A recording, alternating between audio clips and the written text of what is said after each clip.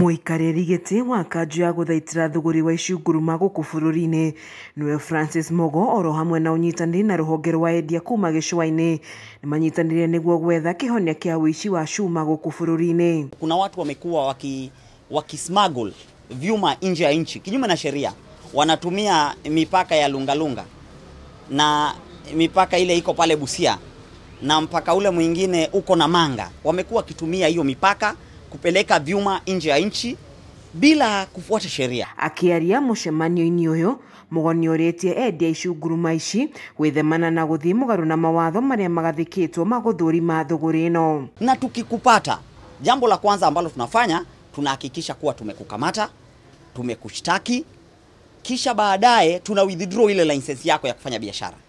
So tunataka kuambia wale wafanyabiashara wote wakaweze kuwa katika utaratibu wa kufanya biashara ambao ni mzuri. Oho, Mogo nĩaugĩte nĩmekwanjia kũrũmĩrĩra mawatho marĩa magathĩkirwo mwaka-inĩ wa 2015. Sheria inasema kama unataka kufanya biashara ya vyuma lazima uwe na leseni.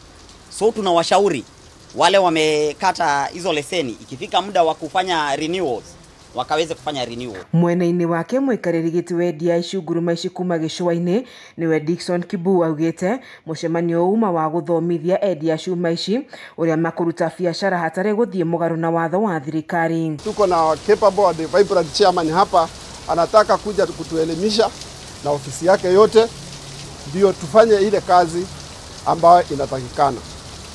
Ndio hii kazi iheshimike kama kazi nyingine yoyote ambao unaweza kuingia kwa hardware, duka ya kuuza boga na vitu rejareja, iheshimike ndio tuonekane sote tuko katika kazi. O Kibu nĩaugĩte sekta ĩno nĩyathire hathara nene rĩrĩa thirikari yakananirie wendia wa icunguruma ici ngũrũ. Sababu ni wakati ilikuwa imefungwa sababu ya mambo ambayo ilifanyika nchi hii na hatungetaka kurudi hapo tena. Ngĩribotera ceceni ya Kameme TV, njĩtagwo Wanjeri wa Kariuki.